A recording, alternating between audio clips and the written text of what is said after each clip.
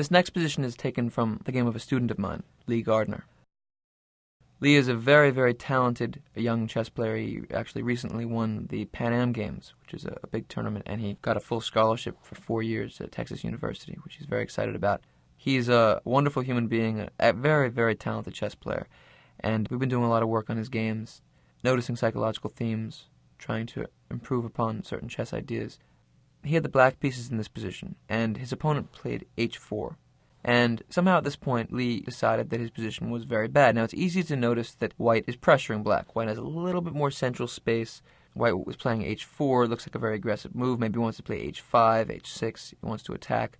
But truth be told, black's game is perfectly fine. There's nothing to worry about.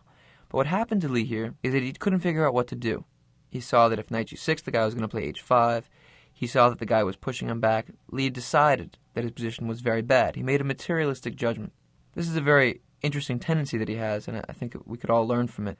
He judged the position with a finality that was unnecessary. Instead of taking the game as one that was, he has a slightly worse position, but it's a struggle, and the other guy will move, and then I'll move, and we'll go back and forth, and whoever makes the better moves will win. Whoever deals with each situation as it presents itself will gain the upper hand. Instead of looking at it that way, the way he looked at it was, my position is very bad. And here he kind of froze, and Lee is a very strong chess player. If you look up any of his games in a database, you'll see excellent wins that he beats very strong players. But here you'll notice that because of his decision that the position was very bad, he was unable to solve the problems that actually weren't that hard. Let's take a look at how. First of all, he played knight g6, a move that doesn't really do much because after h5 he's going to have to go right back. He had the very strong possibility of queen a4, slightly unusual looking, very dynamic move, attacking the rook on d1 and pressuring the a2 pawn. Now this might seem a little bit unimportant from one perspective because it's only a small pawn on the edge of the board, but in this type of closed game where things are happening very slowly, a pawn can prove decisive. If the rook does something active, like rook d6 or something like that, he can simply take the pawn. If the guy tries to defend the thing with rook a1, Lee is taking control of the d-file, gains some activity, and there's no question that his game is perfectly fine. So with one active move like queen a4, black's game would have been excellent. Lee played knight g6. After h5, he played knight e7, moves that didn't really do that much. Knight on f8 is an excellent defensive piece, and if you're worried about the attack, you should leave it on f8. After knight e7, Lee's opponent played rook takes d8, an error. There's no reason to ever give up control of a d-file like that. Lee took back, rook takes d8, and here he played h6. So now black to play. Your move. What would you do?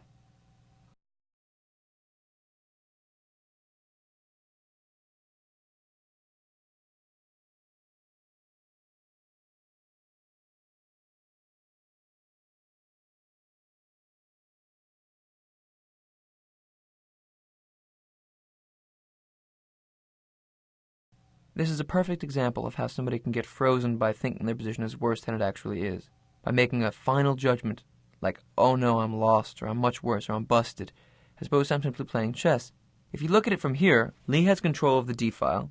His queen can jump out to a4, attacking weaknesses which are quite hard to defend. His knight can come to f5 if it wants to, or g6 if it wants to, albeit rook takes d8 allowed many of these things. It was a bad move by white. And now the guy plays h6. Now, Lee was still under the psychological spell of being worse, and because of that judgment, he didn't even really think about the most obvious move, which is g takes h6, after which black is perfectly fine. There's no real way for white to continue the attack. Black can put a knight on f5 if he wants to. g4 will be very, very weakening to kick it off. The knight on g6 can never be kicked away anymore because the h-pawn is gone. Lee has control of the d-file, and it should be mentioned he's up a pawn. If white played queen h4, knight f5 comes with tempo, attacking the queen. Black's game is very good. So after the simple moves g takes h6, black would have an excellent position. And Lee is a very strong chess player. He would have found that no problem. All that was between him and the obvious move was a cloudy emotional state, a psychology that was based on already evaluating the position with unwarranted finality. Because Lee had somehow already given the game to his opponent, he played g6, trusting the other guy's idea. And now white has a very strong pawn on h6. But it's not over yet. Queen f4. Lee's opponent went on with the idea of playing queen f6 to g7 mate. Okay, that's his idea, but there's a lot that can be done about it. Here Lee made another mistake. He could play the move knight f5, which blocks the queen from getting in. Then white would have to play g4. Lee could play knight d4, offer a trade. His opponent would play knight g5, and then after queen e7, knight e4. Some people would look at this position and think that white is winning, but it's not true. The point is that the only real entry into black's position is the f6 square. There's only one way to get in. The queen can't really go there because black can always trade off. And if the knight goes there, the black king simply moves. If white could have both the queen and the knight simultaneously on f6, then of course it would be winning, but there's no way to do that. And so black's position is fine. White's attacking position is very, very limited by the fact that he only has one entry point. Black is fine. But on the other hand, that's a very subtle judgment. To make such a decision as to allow white to get such a bind on f6 with all these different pieces requires a clear head. You have to see, okay, he can get there, but I see that he can't do anything with it. There's no way to make such a judgment when you've already decided your position is very bad, when you're unhappy, when you don't have much confidence, and Lee was not in the right psychological state. After knight c6, Lee allowed his opponent in with queen f6. Now he had to be a little more passive. Queen f8 and knight g5. Now obviously it would have been much better if Lee could have had his queen on e7 so that white couldn't have gotten to this dominant position. But still, truth be told, black is just fine. The only thing that made this position decisive for white is that black believed it was decisive for white. And that's why I bring this position into the discussion. Materialism. If you make a materialistic judgment, you put, even if it's only subconsciously, a finality on your vision of the game which should not exist. The truth about chess is that it's a tremendously complicated struggle. Almost all of the time, when students of mine have shown me their games, when they say now I was winning, the opponent missed 4 chances to get back in the game, and when they say now I'm losing, they missed 4 chances to get back in the game. There's always another shot. So when you find yourself closing off your mind to the struggle, giving an evaluation to the game which doesn't allow you to fight anymore, take a deep breath and think deeper. This is a position like that. What would you do?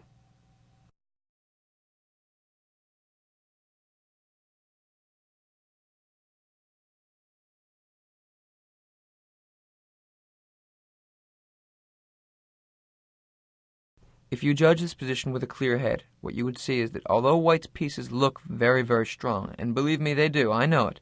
White has a knight on g5, a queen on f6, the black queen can't move. The truth of the matter is that white can't do anything with it. The f7 square is defended by the black queen. If the white knight moves, then black can take on h6. If the queen moves, the h6 pawn will fall as long as f7 is defended. Black has complete control of the d-file, and he has a very active knight and a very active rook. Black's game is just fine. If he plays the very strong move rook d2, someone could even make the argument that black is better, even after everything that happened. The b2 pawn is attacked. If it moves, the a2 pawn goes. If white plays the super passive rook b1, then moves like knight d4 can come in. Look at the black knight and the black rook. They're completely centrally placed. Black can also choose to play rook e2 to try to pile up on the e5 square if he wants to, although I wouldn't recommend it because rook d1 can take control of the crucial d-file if black's not careful. This type of position is simply excellent for black. I should also point out that he has the possibility of playing knight f5, which has the effect of trapping the white queen in on its central square. Then you can also take the pawn on h6 with your knight. Black could very easily prove that white was overextended. Now you might have noticed a tactic and wondered why it didn't work, but just take a minute and make sure you see it. If white had tried after rook d2, knight takes e6, f takes e6, queen takes e6, with the idea of forking king and knight, it doesn't quite work because after king h8, queen takes c6, this was much of the idea of rook d2. The black queen and rook are on the f2 square, and after queen f2 check, black wins by force, because after king h2, queen h4 check, king g1, you can take the rook on e1 with check. There's no chance for white to take advantage of the back rank, and black wins. So you see that rook d2 is at once an active move, taking over the 7th rank, attacking the b2 pawn, planning the knight to come into the game, and it also responds to a precise tactic that white had in mind. Knight takes e6. Such decisions require a clear head, and Lee again would have found this easily if he had been open to the fact that the game was a hard chess struggle. But instead, Lee was colored by the fact that the other guy had pushed the pawn all the way up the board, a queen actively placed, a knight actively placed. Lee was confused. He wasn't looking at the game from a clear perspective, and he played knight d4, which is a decisive error for a tactical reason. Do you see how white can win now?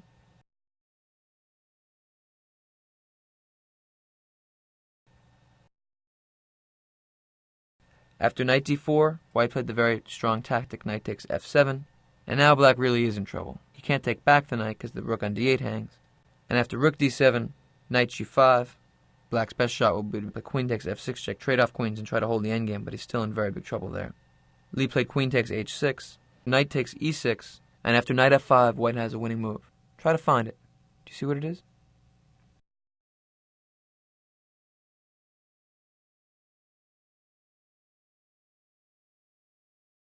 The point is that all of Black's pieces are really holding on just by the skin of their teeth, and it really can't hold up anymore.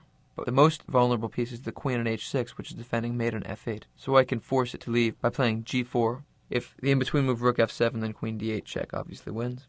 And after knight d4, g5, the black queen has to move off of the f8 square, because g7 is covered. And when the queen moves, then queen f8 is mate. So in this position, after g4, Lee resigned. So Lee is a very, very strong chess player, and all of the moves that I showed you that he could have played in a normal chess game, or if I gave it to him as a problem, he'd be able to solve without any question, and very quickly. What held him back was judging the position with unwarranted finality, closing his mind to the possibility of all the rich things that he could find. And with a mind that's half closed, we can't play good chess.